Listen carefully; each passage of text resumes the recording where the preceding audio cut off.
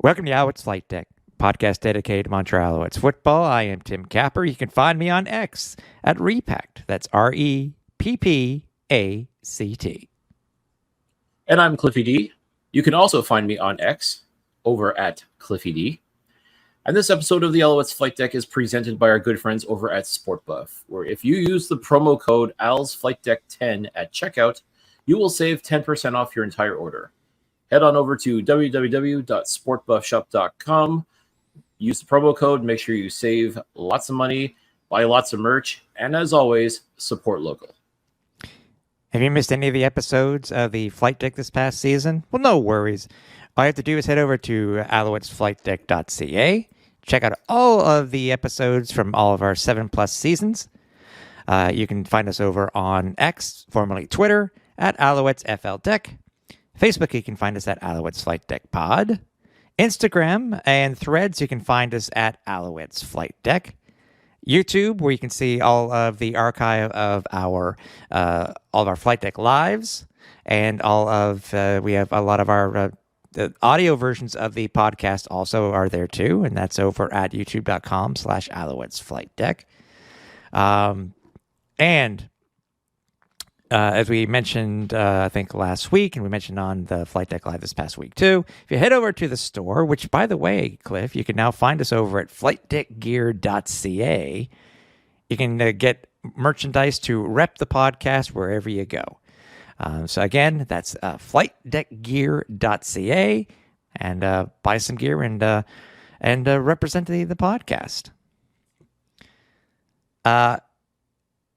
Who would have thought, we are basically today, Cliff, right before it seemed like that the bottom's falling out on the actual weather itself, here in the East Coast, we're October 4th, and we got to 30 degrees today. So, I mean, I didn't give up the chance to wear shorts to work today. So, hey, if you could do it, why wouldn't you? I mean, 30 degrees out, it's absolutely beautiful. Like, to me, that's the ideal October weather, is 30 degrees, a bright sunshiny day. I mean, you can't beat that with a stick.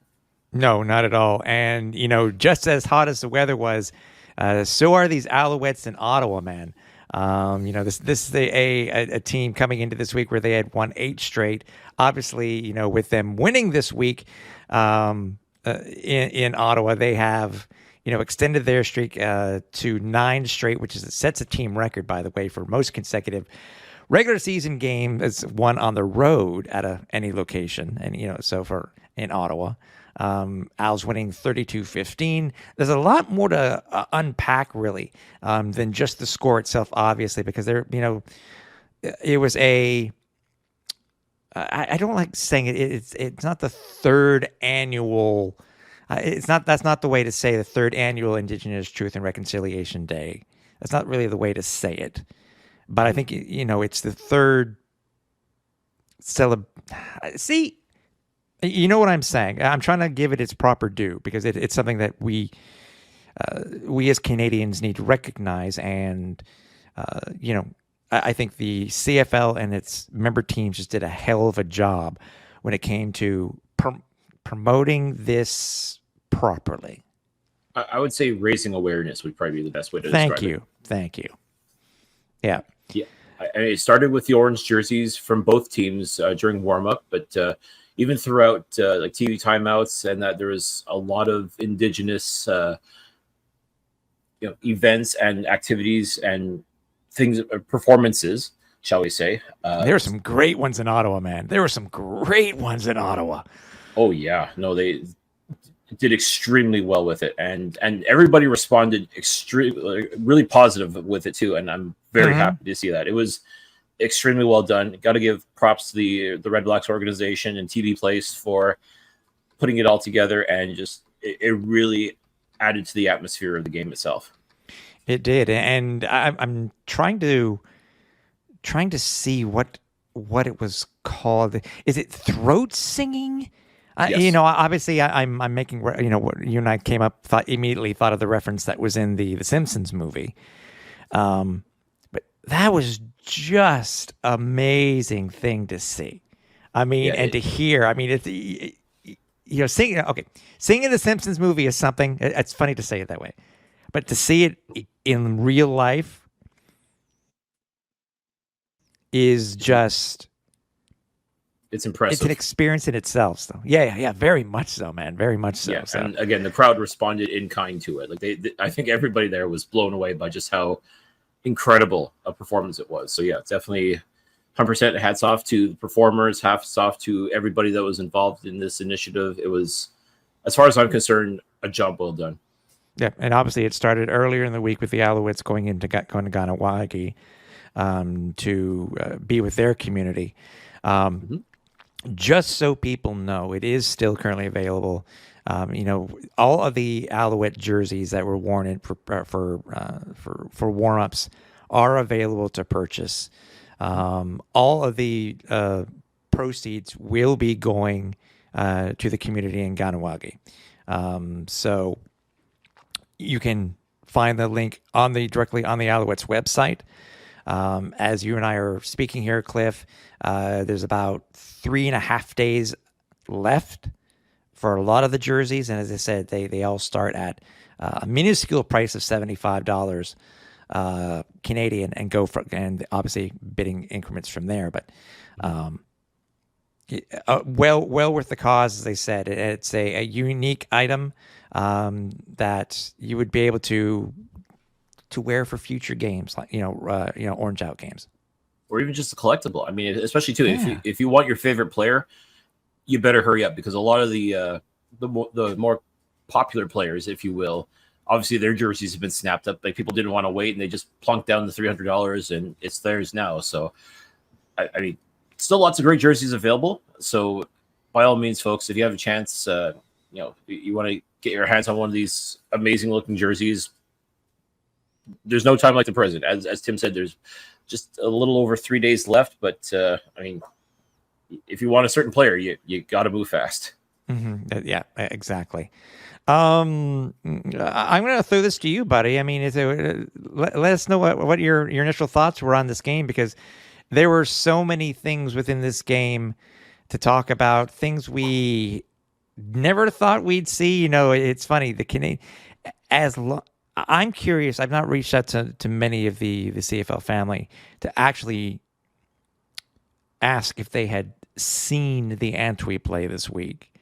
But a fan like myself, longtime fan, I didn't know this. I didn't know this rule could occur, and I didn't even think that what was done by Joshua Antwi in BC earlier this year in week 4 was basically the same thing. Was the play itself that we're talking about? But start from the game itself, Matty. What were your thoughts on this game between the Owls and the Red Blacks?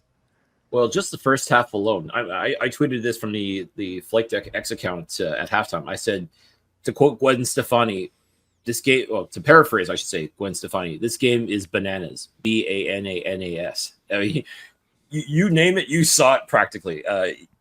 Trick plays, oddball Canadian rules. Sorry, Yep. Can't get my Simpsons reference right. Was it missed field goal turns into a kick out into a interception? My God, I mean, it's kung fu fighting, man. craziness. I mean, just you name it, this game had it overall. But I mean, like, just that first half alone was just bonkers. I mean, was this game on CBS Sports Network, by the way? No, I think of all the times. Yeah, because they do a lot of college football. Like, this is college football season now in the States. So true. I definitely see, unfortunately, the CFL kind of getting the short shrift when it comes to being on broadcast TV in the States. But I mean, you could have watched it on CFL Plus if you're down in the States. And anyone who did was treated to quite the game. And yeah, let's start, as you alluded to it. Let's jump into it right now. The Joshua Antwi onside punt. And we kind of looked at each other and like, what the hell was that? I think it was the same reaction that we gave when we saw him really mess it up in BC in week 4. You know, we thought there was a glitch in the Matrix or something, because he just kind of just kind of froze and then it fell apart. Like, what was that? And then the fact that he pulled it off like right away, like just a little dribble kick, and then recovered his what essentially was an onside punt. Like 2nd and 18. People need to remember this was 2nd and 18. Yeah. So Cody Fajardo once again, swings it out, hitch pass to Antwi, and just almost immediately he had nobody around him, which again makes it work perfectly. Exactly. And yeah, just literally kicked it 1 yard past the line of scrimmage, recovered it, like he just literally fell down on it, and that's why we're wondering, like, what the hell happened there? Like something didn't go right. Like I thought maybe even the turf monster got him. Like, oh, he must have tripped or something. He at least recovered his fumble, but then they announced that it's a first down. Like, oh my goodness! Like we're just beside ourselves. Like, did that just really happen? And then it just, oh, okay, that he was on. Yeah, oh my gosh, he was on site. That he just recovered a punt, his own punt.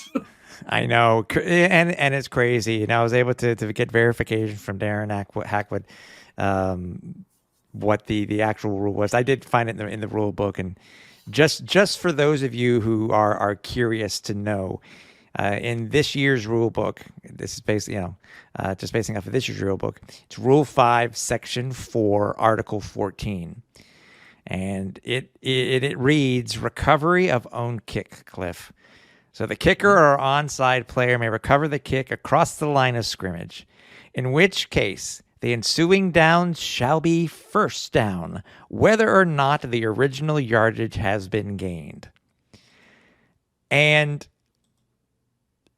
it created waves on social media. This one play. I mean, I think you had your casual fans in the CFL, you had your fans in the U.S. basically dropping the WTFs, because I mean, who got picked? I think Barstool picked it up, and some others picked it up too, and Sickos Committee, who love to celebrate all the wacky, weird things about college football. They've also been giving a lot of attention to the Canadian Football League this year, while they were waiting for college football to start back up, and even they got in on it. Like, what the hell is this? Like, it's just. Befuddlement, amazement, whatever objective you can think of. Like, it was just wow. Yeah. You can do that. That's crazy. Yeah, this is that type of play that I put on social media. That if the CFLPA and the CFL had the hindsight to partner with Breaking Tees, this would have been a shirt. This would have been a shirt, bar none, and I would have given them my money easily. And shout out to Joshua Antwi, man, for being able to pull that off. I mean, wow. And the best part, too, is Jason Moss and Cody Fajardo had talked about it post-game that they've had that in the bank, like their own personal bank for years, trying to execute a play like that, and never had the opportunity to pull it off. Or maybe they just didn't have the right personnel in place to pull it off. And this was the time to do it. Like, my God, like literally caught the entire world napping on this one. And people need to remember too, because this is a punt. The same rules still apply. You got to give the returner 5 yards. That's the thing. It's just one of those quirks where it can't be just the punter, because in every play, a punter can recover the punt. Yep. So, and you don't have to go 10 yards. You don't have to do 8. Go 10. Exactly. And that's where a lot of people were kind of like, well, that's not fair. I'm like, fair. What? Okay. What, if you want to call it, debate the fairness of it. I mean, first of all, it's very clear. And Antwi proved it earlier. You can't just pull this off out of nowhere. I mean, I guess you can, but I mean, it's not so easy as simply just kick the ball, dribble it down a yard past the line of scrimmage. It's not so easy to do something like that. Like, it takes concentration. I'm sure Antwi must have practiced his ass off trying to make that play work. And it didn't work in BC, but my God, did it ever work at TD Place this past Saturday? And as I will attest to, and we were speaking to one of the Owls fans who we saw post game, and this is very, very true. When you go to practice, Cliff, you see a lot more stuff being, as I said, being practiced like these trick plays. And I agreed 100% with this comment that was made when it came to practice. It's kind of like Vegas. What happens at practice stays at practice. You don't mention it because you could easily tip the hat on something. I've been there when something they practiced and they did it the same week. Yeah. So, and that's why they've also been strict about like taking pictures at practice, yes. Even tweeting stuff out. Like, I mean, you really got to be careful with like you cannot divulge anything. You know, anything that could give your adversary any sort of edge, you wouldn't want to put it out there. Like it's just not kosher. And yeah, I mean, you can see plays like this happen, and you're like, "Holy cow, that's amazing!" But yeah, you don't want to you don't want to give any indication that this could actually happen, because that's what part of the fun of this is, seeing them bust it out in a regular season game or even in a playoff. Can you imagine if this was a playoff game? Oh, see, people need to remember too, by the way, that this led to an Alouettes punt. It didn't lead to points. It was still successful, though. But I agree with you. Think of it to try something like that in the playoffs. Ooh. I mean, that would take some massive cojones. I mean, listen, again, credit to Jason Moss, to Cody Fajardo, and to Joshua Nanchui. That took cojones to be able to pull that off. And, you know, again, it's only crazy if it doesn't work, right? Right. Okay, now that goes to the thing.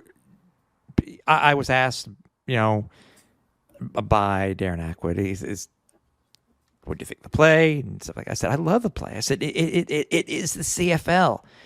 It's the small nuances of the game itself that it's been in the rule book, I'm sure, forever. And please correct me if I'm wrong. You know, people who know the rule book, who have followed the rule book more than I have, but I'm sure it's been in there forever. And yeah. I kind of question, you know, the ones that are saying, well, I shouldn't be in the game anymore. Okay, I'm going to say this. What's more egregious? This play? Or the Alouettes winning on that kick fest back and forth to win the game in Toronto back in 2010? Yeah. What's the difference? No, you know what I mean? It's along with the longer, wider field, along with the 3 downs, the rouge. I mean, these are all unique nuances that make this game so interesting. That make it, and it came from rugby. People need to remember this. That's really where the Canadian, it didn't come from American football. It came from the game of rugby. Well, the game of quote unquote American football came from rugby. Right. But came from Canadian football. Like it's all part of the evolution. But yes, that's a lot of the roots were based out of rugby. So okay, these are things that, as you said, they've been in the rule book for, I'm sure, eons.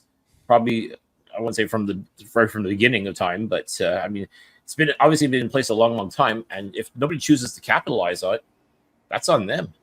The Alouettes, give them credit for trying something different. And again, it didn't work in BC, unfortunately. Like that's the thing. Same type of play, by the way. Same amount of yards. I think it was like a 2nd and 16 BC, if I remember correctly. Yeah, 2nd and long, pretty long. And again, if it doesn't work, you look like an idiot. And unfortunately, yeah, we even said, like, what the hell was Joshua thinking on that play back in BC? But when it works, it's genius. And that's it. Like, I think there's a tweet that probably is not aging well right now, where I basically said, "What the hell? What the hell was that?" I think I have to go back and check, but I think there was one. I think probably from both of us. So, but listen, it got everybody talking, as you said. I mean, it got tongues wagging. It went viral. It just reiterates.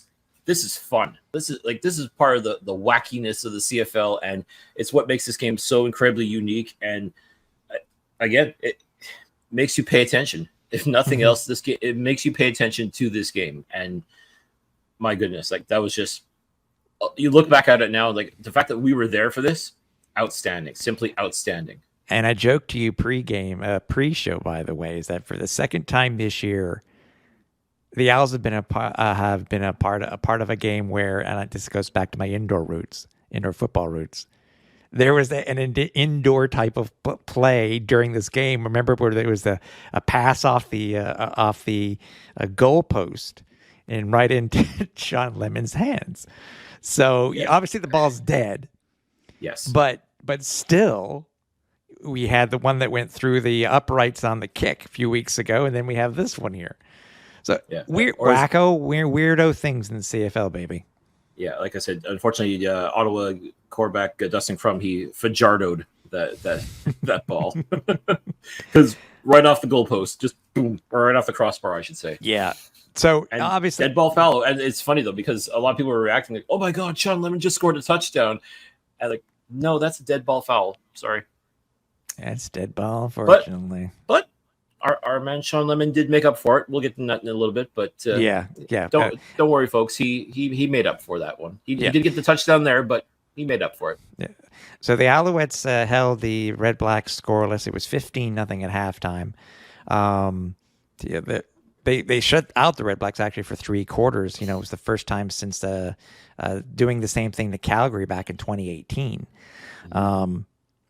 This team was clicking. The defense was clicking, man. And we've been talking about the defense for the past couple of weeks. And even with a little bit of breakdowns here and there, the minor changes, Cave Into was slotted back into the lineup again this week.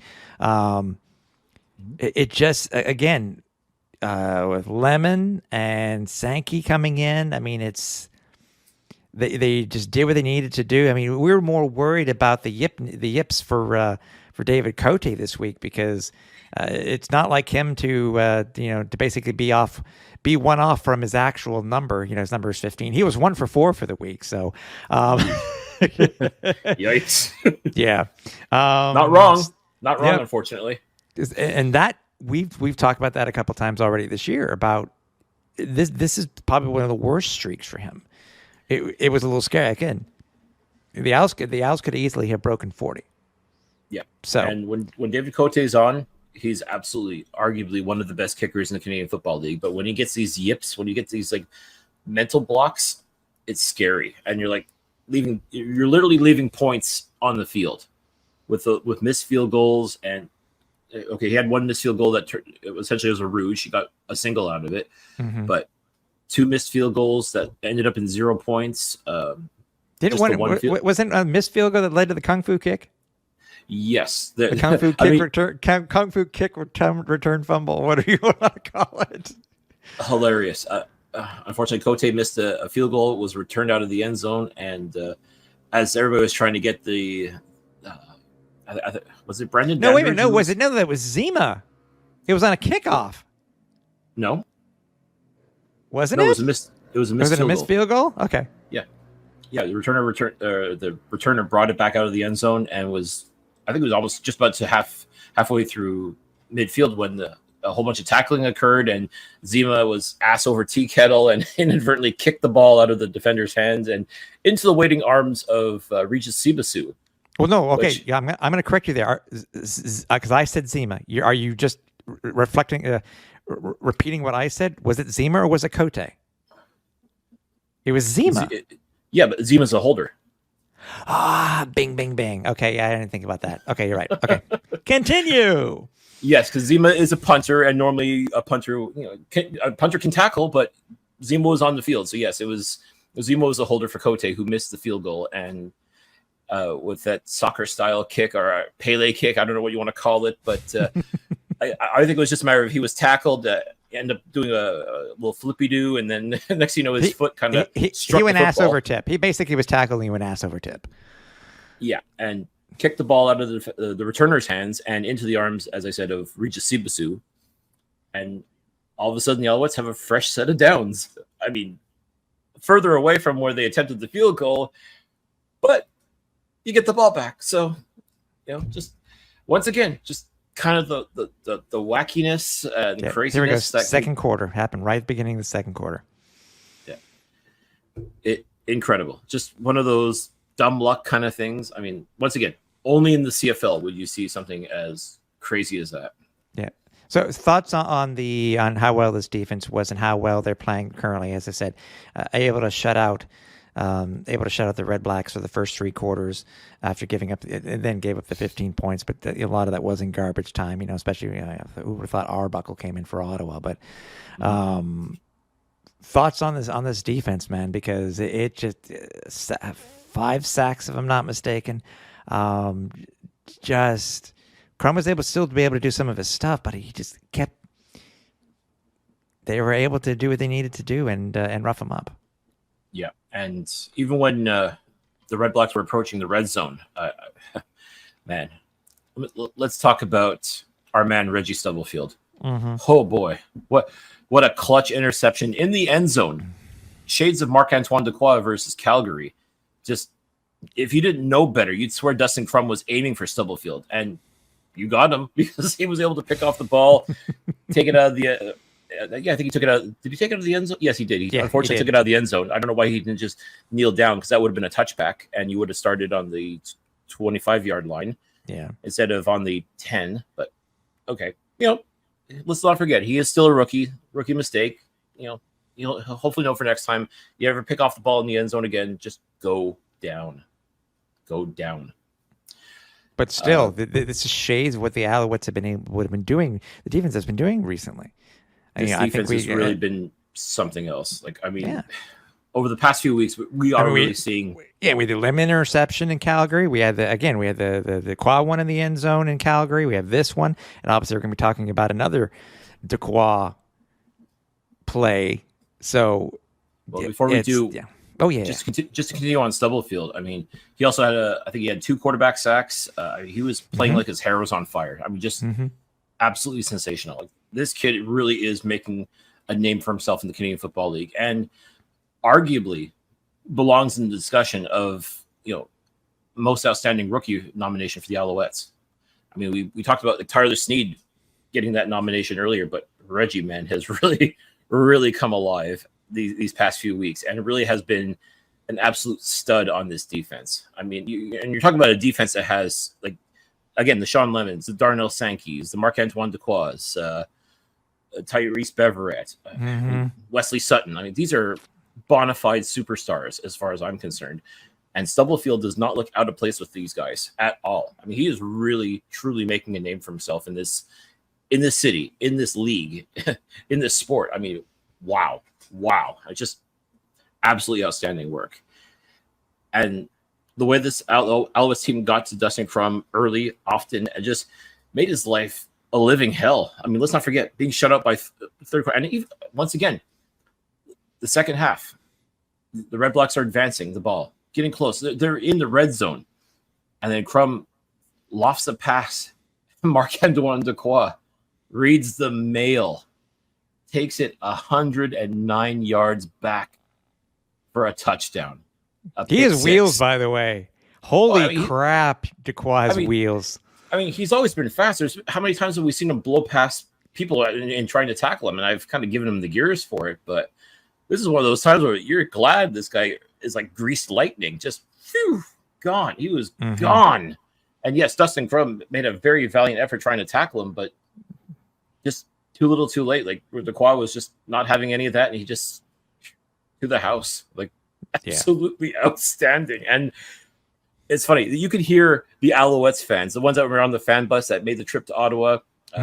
We were in the stands. We were sitting in the friends and family section. So you had players' wives, girlfriends, family members, everybody there. Everybody there is just losing their damn minds with the Dequoy pick six, and the rest of our nation, the Red Blacks fans, are just sitting there with their mouths open, like, oh my god, just stunned silence. There's nothing you can say at this point. Wow, just wow. It was a sight to behold. Let's just leave it at that. And once again, it led to the creation of a new hashtag of Dequoy. Dequoy, yeah. Dequoy. I mean, Marc-Antoine Dequoy is not on Twitter, so you really couldn't tag him with anything like that. But I figured, okay, that was Dequoy. I mean, Dequoy was just Dequoy. Simply that. So hashtag Dequoy became a thing. I mean, what else can you say about the guy? Holy jeez. I mean, he truly has made one of the leaders, if not, for one of the postseason awards, for sure. He truly has made his presence felt, and without question belongs in the discussion for most outstanding Canadian. I mean, at least, yes. I mean, for the Eastern nominee, without question. Mhm. I'm hard pressed to think of anyone else in the East that's had a season like he has, like a national player that's had a season like he has. I mean, out west, yeah, Brady Oliveira more than likely is going to run away with the award, no pun intended. But Marc-Antoine Dequoy, I would not be surprised to see him as the nominee for most outstanding Canadian this year. He's just been absolutely phenomenal. There's just no other way to describe this guy. The way he's been playing this year, I mean, my goodness. I mean, when he's had his problems here and there, and like I said, I've given him grief over certain things, but he's really won me over this year. Like his play has been nothing short of sensational, and whew, my God, just that was such a fun play to watch, and watching him out there on the field is just such a treat. There's no question about that. Oh yeah, for sure. I know he's up on our list. We haven't had him on the pod yet, but I know he's yet. So, yeah. So I mean, the Alouettes again. I mean, they basically controlled this game from opening kickoff. Everything that they could do seemed to be, everything right that they weren't able to do when weeks past. They're able to do this past week. So I mean, what can you say? Again, 32-15. Obviously, we'll get to the stats here because these guys deserve some props. But before we start though, and I still haven't. I still need to go back and watch the play again. But we were talking about obviously coming into the game. Sean Lemon, as we mentioned to him because he was on the pod last week, and if you've missed that, go back and listen to the archive. Also, if you want to see the first ever video interview that we've done here at the Alouettes Flightdeck, make sure you can head over to go to our YouTube page and you can watch that. Watch that there. We got to talk. Sean did not get his 100th sack, but he did get a touchdown. As you're alluding to before, one touchdown that didn't count because the ball was off the upright, right. or the post rather. He was able to get one on a very weird. They were talking scrum. It seemed, we're talking rugby earlier in the show, Cliff.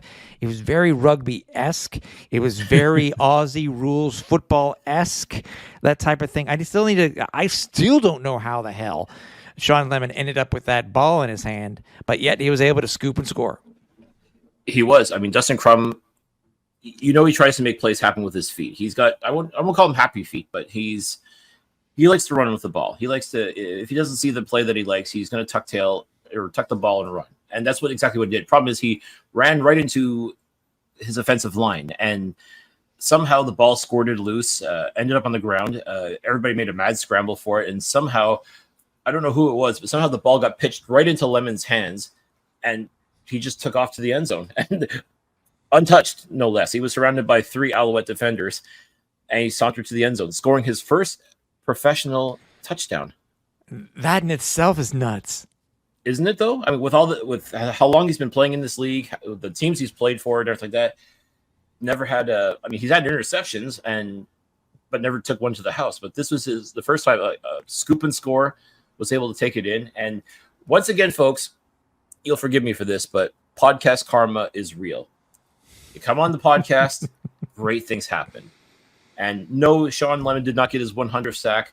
Maybe deep down he wanted to save it for the hometown fans and for the Thanksgiving Day game. Who knows? But he had his opportunities. He came close. He was bearing down. I think he put a little bit of pressure on himself. I got to get this done. I got it. Because again, he talked about it. He said he was going to get it in Ottawa. He promised us. And okay, he unfortunately didn't live up to the promise this time. But I'll tell you what, a scoop and score touchdown, first of your career, no less. That's a pretty good consolation prize. I think that's something to be proud of. I think so too. And if that's and I'm sure if you ask him now, he'd be like, no, I want to get the 100th sack in front of the great Alouettes fans. I misspoke. Okay.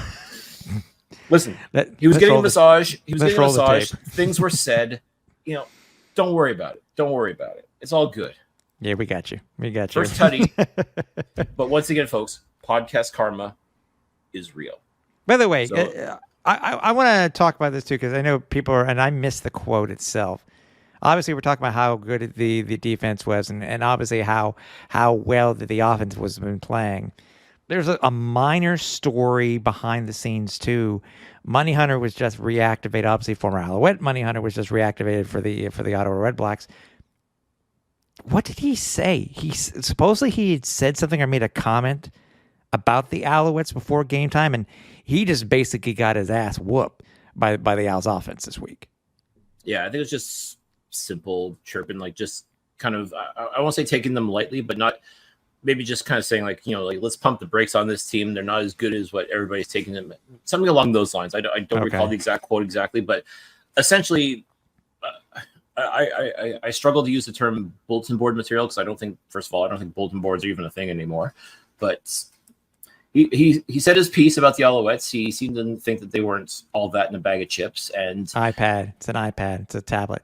Yeah, it's a tablet. Could be. Tablet material. Tablet board material. Yeah. So the touchscreen material. Call it what you will.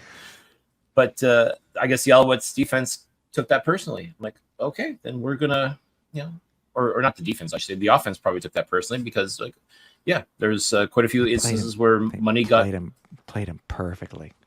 Where Money got robbed.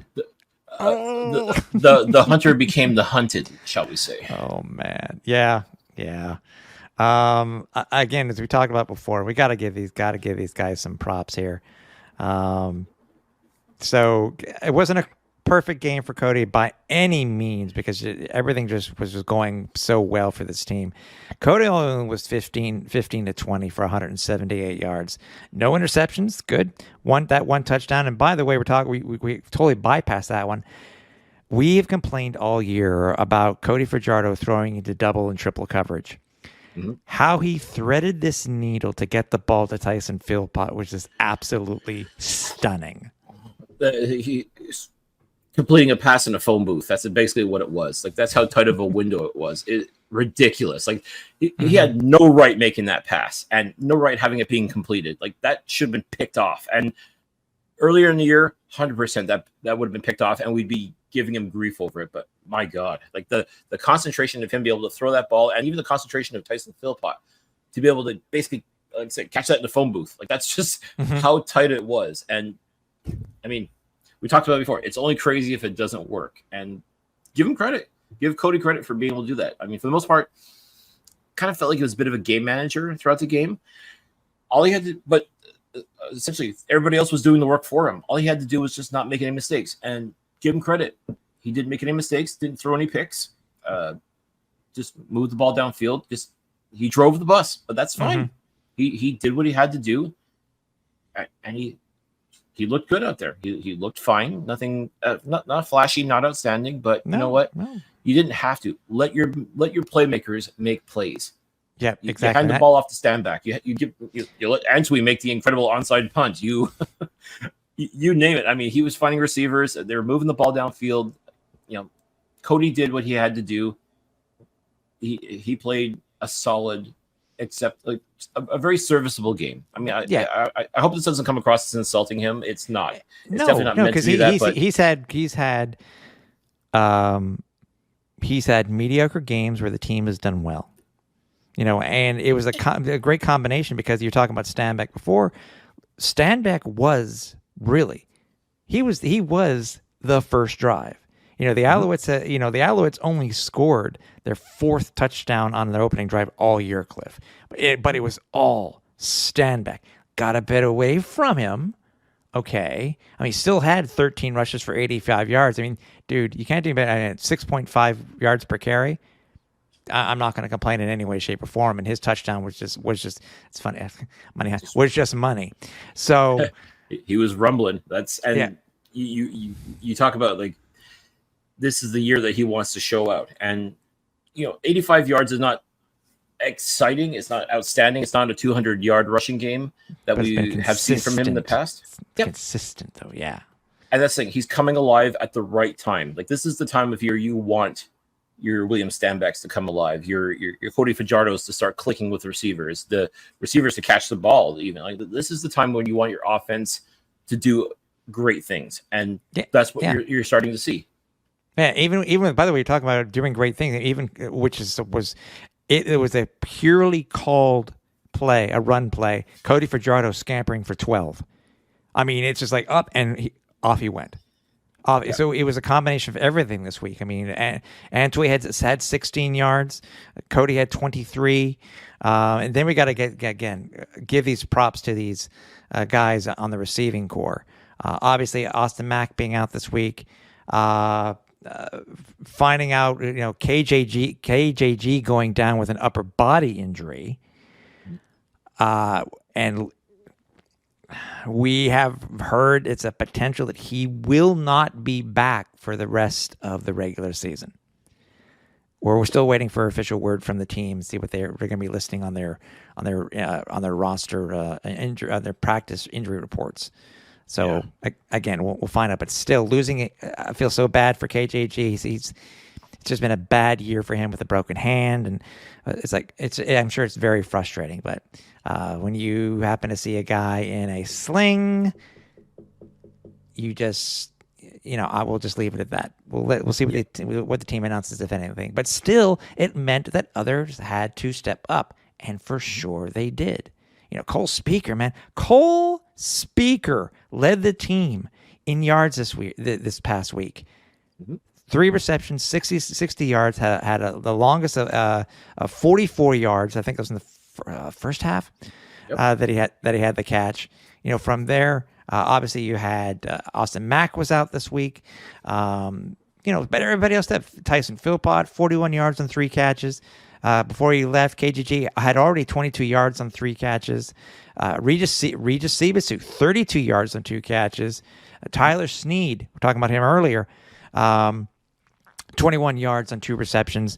And even though Cody threw it up there, and I guess he was trying to get him to play his best impression of Geno Lewis, making his CFL debut, Shedler Furvius, that's the play that I'm talking about. I mean, Cody just airmailed it above his head, but still he made his season debut. Yeah, I'm so happy to see Shedler get in there and finally get his chance to make something happen. And he even joked with him afterwards, like, man, you would have needed a rocket up your butt to catch that one. But so okay, listen, you get on the field. That's the important thing. You're there. You make plays happen, and it didn't happen in Ottawa, but now, unfortunately, it's unfortunate that it has to come at the hands of a potentially season-ending injury to KJG. But if this means Shedler gets a chance to get in there and get some more reps and start to develop that relationship with Cody Fajardo and the rest of the receiving core, I mean, this is a young man that I truly believe has potential to do some really outstanding things. So if it sucks to get the opportunity like this, but this could be the opening that Shedler Furvius needs to get in there. And once again, this is the time of year that you want your receivers to be making plays. And I think he realizes that. I think he realizes the gravity of the situation. If KJG is out for the season, it's your turn, kid. It's your numbers being called right now. So you better be ready to go. And it looked to me like it was early, and we didn't see a whole lot, but what we did see tells me that this guy is ready to play, and ready to play on a day-to-day basis. Exactly. And lastly, we can't forget, as we learned late last week about Chandler Worthy. Chandler Worthy being placed on the 6-game injured list. A gentleman who was having his issues in training camp. He got his first CFL start, James Ledger. Man, it's I don't know, it's a slightly different running style. He was a perfect person to bring in for Worthy to do the returns. He's a guy who was really seemed to be a little unsure in camp when we saw him there in Three Rivers originally, Cliff. But he seems, even though he's been on the practice roster the entire season, he seems to have gotten it. He seems to be more sure of himself. Didn't bobble any footballs or anything like that when on any of the returns. And the dude can run, because he, again, as I said, he made us forget that we had our incumbent returner placed on the 6-game injured list. Yeah, Letcher was able to turn on the Jets at the right time, gave Montreal excellent field position to start. I mean, he had a couple of really, really nice returns, to the point where you thought, oh my God, just one or two little moves here and there, and he could have had a house call. That's what it was. Literally. Yeah. I mean, it was just this close and you could see it, you could just see him afterwards. It didn't feel like the moment was too big for him. A lot of guys, the first game, you can kind of get that deer in the headlights look, and you're like, oh crap, I'm here, and oh man, I please don't make any mistakes. I didn't see any of that from him. The way he was able to return the ball and again just set up Montreal to do good things. He was able to give them great starting position. And that's what you want out of your returner. You don't want someone getting bottled up after catching the ball and only getting maybe 5-10 yards if you're lucky, and then you're starting way in your own end. No, Letcher was able to return the ball and get close to midfield, and even actually surpassed midfield, I think, 1 or 2 times. I mean, he really played some outstanding football. Yeah, we'll see what happens next week, obviously, because now there's film on him. So we'll see what happens next. We'll see what happens coming up on Turkey Giving. So we'll see what happens there. So any last words you want to say about the game itself, Cliff? Any particular players or what you've seen? Or obviously, Cliff, you and I want to thank the fans in Ottawa. It's a great atmosphere for a football game for sure. And I think it's my first time in a while that I've been to an afternoon game in Ottawa, but props to them, props to the organization. And, thanks for letting us set up post game, because we are, as rushed off the field, but we were still able to do our post game edition of Flight Deck Live. So. Yeah, no, there's no question. TD Place is just such a fun place to watch a football game, and fun talking with a lot of the fans that were on the fan bus. For a lot of them, it was their first time at TD Place, to watch the game, and they couldn't stop marveling over the stadium. Wow, this is so nice. This is they really have a great facility, and it's true. TD Place definitely, for my money, is one of the better stadiums in the Canadian Football League. Just a really good place to watch football. There's not really a bad seat when you think about it. I mean, the atmosphere is terrific. I know the Red Blacks haven't really given their fans a lot to cheer about this year. I mean, they've gotten a couple of home wins finally, so I mean, there's that. But aside from that, unfortunately, it's been a bit of a tough go for the Ottawa fans this year. But still, people showed up. People still came out, had a good time. Props to everybody who was on the fan bus that came in, made a big part of it. I think there was, if I'm not mistaken, there was either 200 or 300 fans. I know they filled up 300. They filled up 3 buses. I'm sorry, to go to the game, which is amazing, just absolutely amazing that they had that. And from all accounts, it looked like everybody had a really good time. From the moment they left Olympic Stadium to getting to Ottawa, watching the game, being on the field afterwards, getting to meet a couple players afterwards, and that is something I do want to talk about, actually. As we've discussed in the past, post-game in Ottawa, fans are allowed on the field. You don't need a pass. You don't need special privileges or anything like that. Everybody's welcome to come onto the field, run around. If you see players, you're welcome to go and approach them for autographs, photos, what have you, and just be part of that whole experience of being on the field post-game, win or lose. But there's a finite amount of time in order for you to do so. I believe it's half hour. It's 30 minutes. Yeah, it's 30 minutes. And when the 30 minutes are up, you see that wall of security just gently moving forward, just calling everybody. People, you gotta see it. It's like a slow moving riot squad. Essentially, yeah, just gently. Okay, you've had your fun. You've been on the field now. Kindly move along. You don't have to go home, but you can't stay here. That kind of vibe. Just pushing everybody out of the stadium. Just mosey on out. Time to go home, kind of thing. And for the Alouettes fans, there really wasn't a whole lot of chance to interact with players. I don't know if that was something that was promised to them as far as one of the incentives to being a part of this fan bus experience was to have a chance to interact with the players afterwards. A couple of players did come out of the locker room, and fans were able to say hello to them and whatnot, but not very many. Or catch them after Joey Alfieri was interviewing them for their post game show. Right, but still, there's no true opportunity for the fans to meet the players afterwards. And that's something that could have been organized. And if you couldn't do it on the field, if you couldn't get permission from the staff, the security at TD Place to do so, then maybe organize something like outside of the stadium, like just to do just a very quick meet and greet with everybody, just to thank them for making the trip to Ottawa to come see them play and get that playoff win, the win to go to the playoffs kind of thing. Like something to acknowledge the fans, at least, as a sort of thank you. I think would have been nice for the Alouettes to have organized, but unfortunately, it just didn't materialize. I don't know if it was promised or not, so I can't fault the organization too much if that didn't happen the way people thought, or if they gave anybody the impression that there would be a meet and greet afterwards. It would have been nice, and especially too, like the players had to have been in a great mood because they won the game. They're going to the playoffs now. We know that for sure. This would have been the perfect time to really interact with the fans that made the trip and salute them a little bit, like just to thank them for coming, making that commitment to them.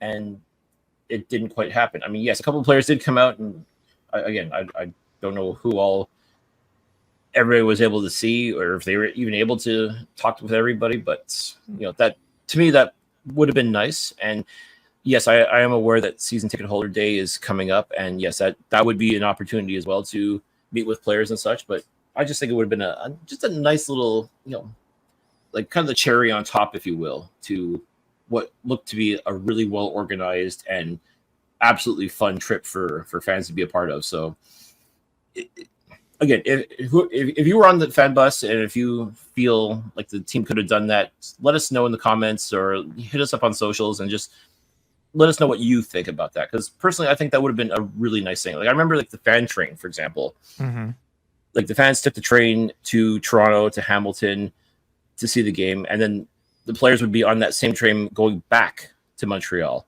and the players would go throughout the train and meet with the fans. And that's where you did the whole meet and greet thing there. Yeah. And maybe just scale wise or maybe just logistics didn't quite work to be able to do something like that in Ottawa. But to me, I think you could have, if you had a little more foresight. I mean, again, I suppose it's catch-22. You who knows? Maybe they could have, maybe they wanted to do that and they just couldn't for whatever reason. Who's to say? But yeah. It really would have been a cool thing, just like, as I said, just make a good thing even just a little bit better, considering how big of a game this was and how this team played and how everybody just got really excited about it. I mean, to me, that would have been a really nice thing to do, but I guess that just gives more motivation to make sure you get to the season ticket holders day on Saturday. Yeah, and we'll talk about that too. But you're good about the game? Any last words about the game itself, or are you done, buddy? They got the X next to their name. What more could you want? Yep, I agree with you, dude. I agree. And it's also key because we had to wait and see what was going to happen with the Hamilton-Calgary game as well, because if Hamilton won the game, which they did, they would also qualify for the playoffs. So now all that needs to be decided is, are the Alouettes going to be hosting the Eastern semifinal, or will Hamilton be hosting it? Because right now, the season series is skewed towards Montreal. If both teams finish with equal records, Montreal would get the tiebreaker because they won 2 games to 1, essentially, of the for the season series. Yeah. But as it stands right now, it's still open, and we'll discuss some of the upcoming scenarios for this weekend. But we were curious to see what was going to happen. Hamilton did what they had to do; they won against Calgary, and now we know that the East is going to essentially be Toronto, Montreal, and Hamilton. We know Toronto's on top; they've clinched the division for sure. They will be hosting the Eastern final at BMO Field in November. Now it's just a matter of, okay, where's the Eastern final going to be played? Tim Hortons Field or Percival Molson Stadium? We're going to find out hopefully soon, maybe even as early as this coming weekend.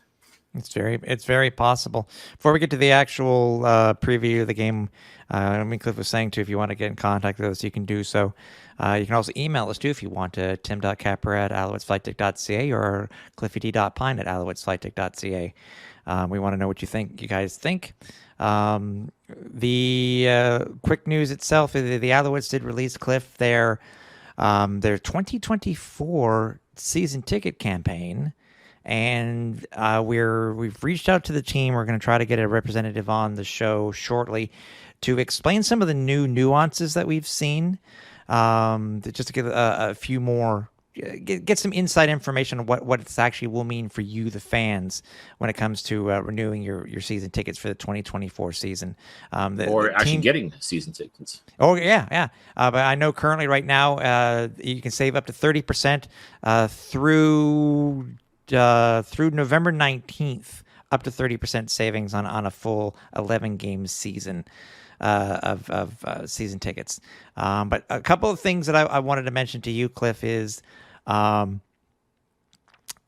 stuck out to me specifically was they're listing an exclusive membership entrance.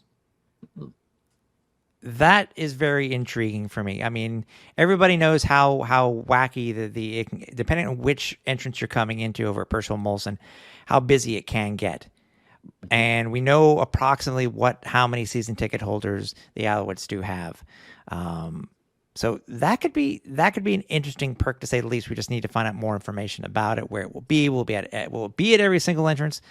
And second of all, see if we can get some more clarification, Cliff, because as we know, the team brought back the 200, depending on where you're located, it could be up to a maximum of $250 on a season on a ticket bank, where you could use them for any seats. You can upgrade your seats at any time based on availability within the stadium, and that's exactly what we're doing this next week. Actually, for Turkey Day, is that we're going to be we've upgraded our seats. We'll be sitting in section V, so V1.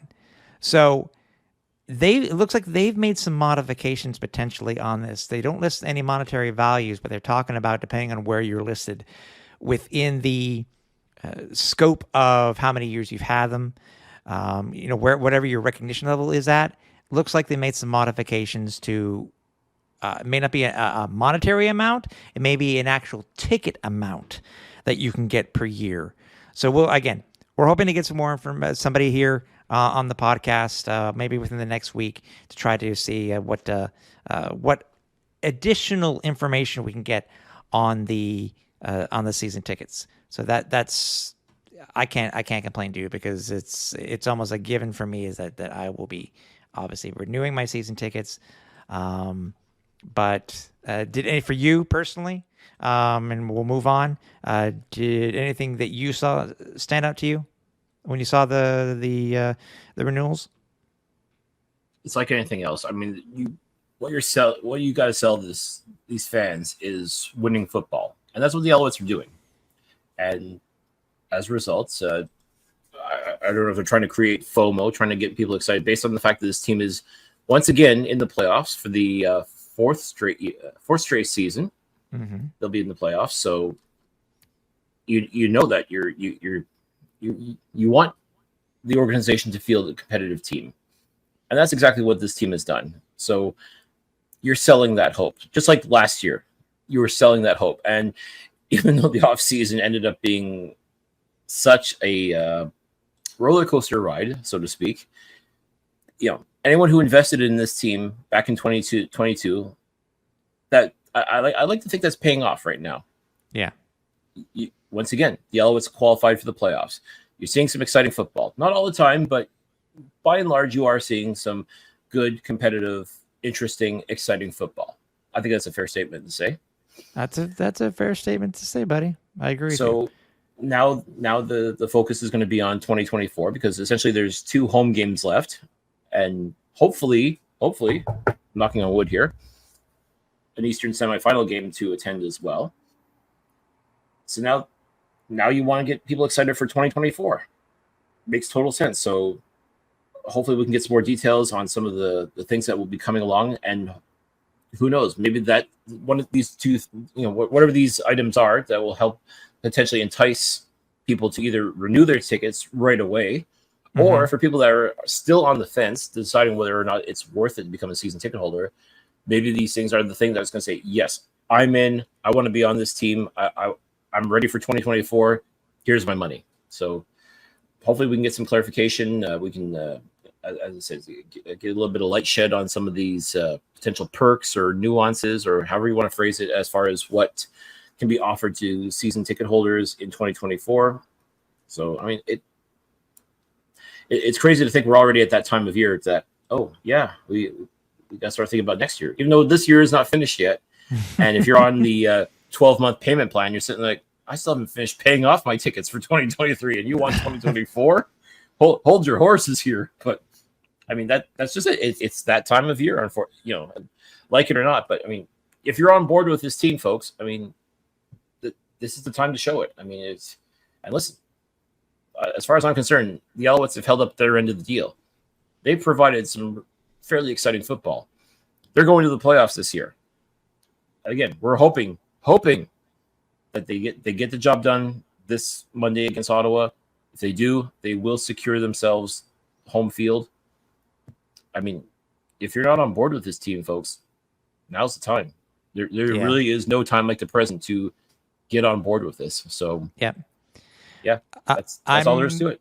I'm trying to read this because there were a few roster moves at and again, I really wish the CFL would just make this a lot easier to read, and especially how they placed it. But remember a few weeks ago, Cliff, that the Alouettes had signed Richmond quarterback Reese Udinsky.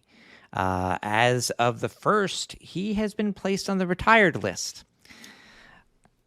So he's not with the team anymore. Also, and I'm trying to read this properly here, it looks like we were talking about him before. Shedler Furvius has actually been placed back on the non-active list. I'm just trying. I don't know how this goes, but I think this is delete. Yeah. So he's been placed back on the practice roster by the looks of things. But they added National Jacob Mason to the practice roster. And I think that's it.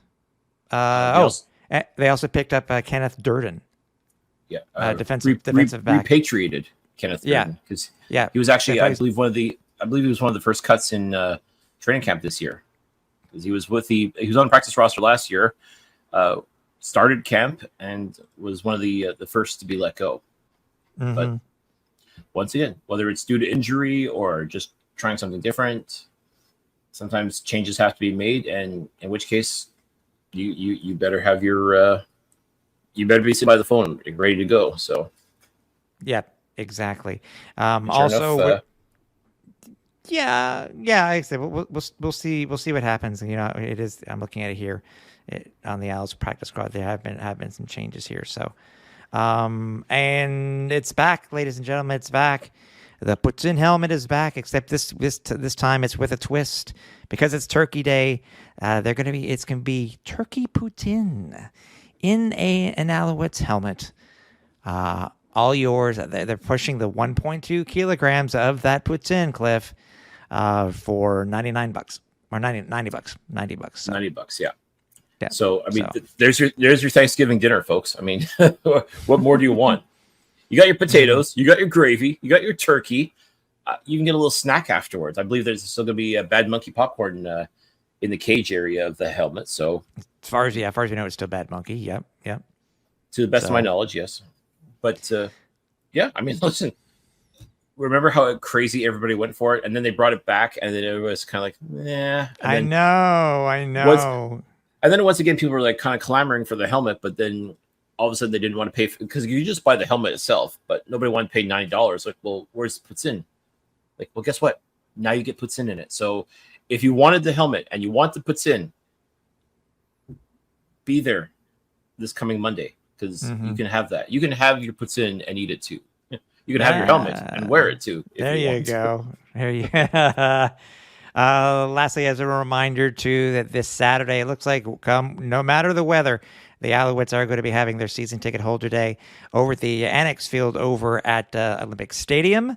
Even though it looks like it is really going to be raining, bring your umbrellas, bring your raincoats. I'm curious to know how they can do a lot of this stuff, man.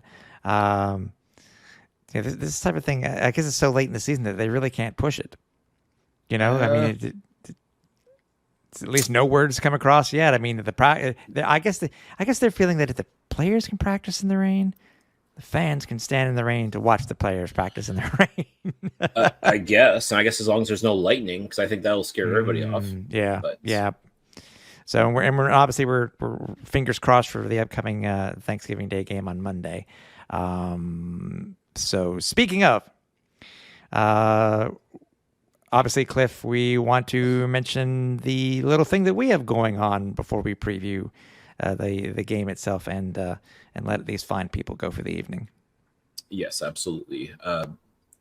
It's finally here, folks. The fan meetup, the Alouettes Flightdeck fan meetup is going to be this coming Monday. If you've heard us talking about it for weeks now, we've been almost begging you to go out and get your flight deck shirts, your Cartoon Bird 56 shirts. We even gave you a promo code to do it, for crying out loud. So if you don't have your shirt by now, then I don't know what to tell you. But listen, we want the listeners to come to the fan meetup. We want to meet you. We want to say hello to you. We want you to come and talk with us and get to enjoy Thanksgiving with us. I mean, it's going to be a great game. I mean, rain or shine, it's going on. It's happening. If you don't know already, essentially at the east side of the stadium by the grand entrance, there's a little park. It's Park Mont Royal, right next door. If you look for the Les Gars qui Vivent trailer, that will be there. It's a silver trailer, blue pop-up tents. You really can't miss it. That's where the fan meetup is going to be. Plus the new, Cliffy, and you and I have seen it, the brand new Alouettes Flightdeck banner. Oh, baby. You can't miss it, folks. We want to make sure that you can find us. We're so excited for this. I've already put the word out to some Montreal luminaries, if you will. Hopefully that they'll respond back and they'll stop by for a visit. We're hoping to get. We want everybody to come and be a part of this. We want to meet the flight crew. We want to meet each and every one of you. So please, I sincerely hope you'll come. You'll be a part of this. Once again, thank you so much to Claude and everybody from Les Gars qui Vivent who are going to be hosting us. Who's going to be They're going to be welcoming everybody as well to the tailgate. Just come meet some great football fans. Bring your drinks, bring your food, bring everything. Come say hi to us. I mean, it's going to be a blast. There's no question about that. From 10:30 a.m. until noon. So it'll give you an extra hour to do whatever you need to do between noon and kickoff. Exactly. Like, please come, bring your flight deck shirts. We want to get a great group photo of all of the flight crew. The flock. The flock, if you will. I'm hesitant to use that word for reasons, but listen, we want to see everybody there. So please, by all means, come. As Tim said, from 10:30 to noon, it's going to be a blast. We're so excited to be able to do this, and man, I can't believe it's finally here, Tim. I can't believe we're on the cusp of this. What was hopefully going to be an absolutely fun event. Hey, we got to start somewhere, dude. We got to start somewhere. So, yeah. So again, hope to see you guys there. Again, if you need any more information, we will be putting some out on our socials again. Almost exactly what Cliffy is saying. We'll be putting out on our socials. We'll be putting out onto bilingually, obviously, into a lot of the Alouette Facebook groups, et cetera, et cetera. So any more information, just let us know, or shoot us a note. We'll let you know any more information that we can. So. Yeah, I mean, it's gonna be. I like to think it's gonna be pretty hard to miss us because in this banner that we got. You can't miss that for sure. But I mean, right in the park. I mean, it's gonna be, like I said, rain or shine. It's gonna be a good time. So don't let the weather scare you. Get your flight deck shirt on. Come say hello to us. We're gonna have a blast. Simple as that. Exactly. So the Alouettes go into this game again. We keep forgetting it's the second of a back-to-back versus the Ottawa Red Blacks. Ottawa really has become the Labor Day Classic ish type team, but it's Thanksgiving, so we're playing them almost every year on Thanksgiving, but it's fine. It's all part of the history, and it's all part of our tradition that we're doing here on Thanksgiving, Canada's Thanksgiving Day.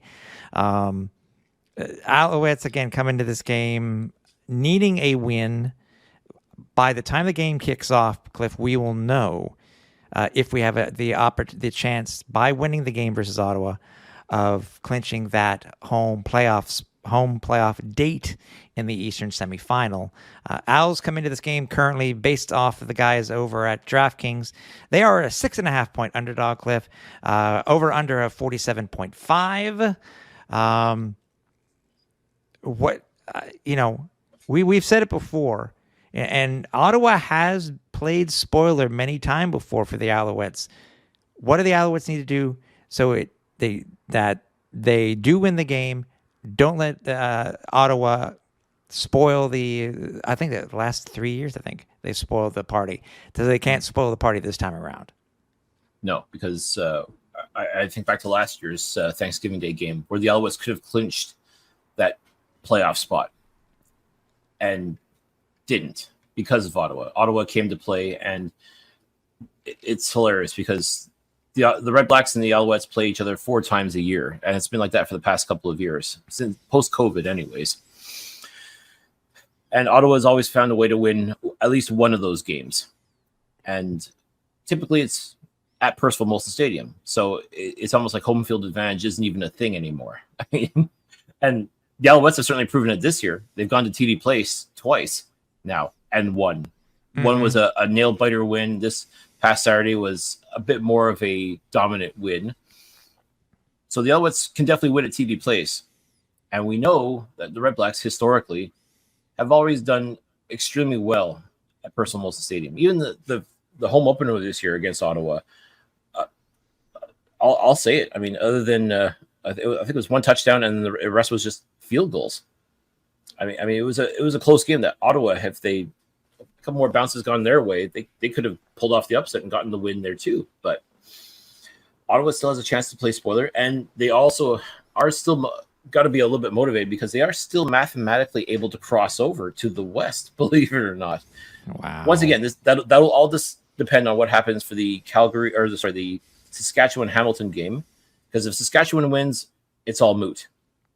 If Hamilton wins, though, then Calgary, Edmonton, and Ottawa are still very much alive for that last playoff spot in the West, if you can believe that. I mean, an Eastern crossover has never happened, and it's still very much a possibility. So Ottawa is going to be motivated for this game as well. Like, they got to win out essentially, and they got to get a little bit of help to even for those fate playoff hopes, just like the Elks. Like, they believe it or not are still in the playoff hunt. So they're going to want to play. They're going to want to show, and they're going to show out. And especially the fact that Montreal's already clinched their playoff spot. Especially if Hamilton wins too, because now it keeps everything open a little bit. Mm-hmm. Is that going to make a difference? I want to believe no. I want to believe Montreal just wants to get this over with. Especially if Saskatchewan wins, and they're going to be extra motivated just to really lock it down, get that home field playoff, or get the home field advantage for the playoffs, get this done with, and essentially make the rest of the games glorified exhibition games. Because at that point, you don't want to do anything stupid. You don't want to do anything to jeopardize yourself with so little time left in the regular season. Both teams are going to be motivated. I have to believe that, and I definitely see Ottawa wanting badly to play spoiler. If only, even if their playoff fate is sealed by the time kickoff happens on Monday, I still expect them to come out, be motivated, and want to at least get one win in this series. You play to win the game. Simply put. By the way, one thing too that could easily be a factor, depending on if it changes or not, could actually be the weather. This is true. So, I mean, currently there is a slight chance of rain for Thanksgiving Monday. Mm-hmm. So we'll hard see. to believe considering how beautiful the weather's been in Montreal this week. It doesn't feel like October, but at the same time, we've been down this road when it comes to Thanksgiving Day games and inclement weather as well. So it is very possible. It is very possible that it is going to be warmer where we're going to be next weekend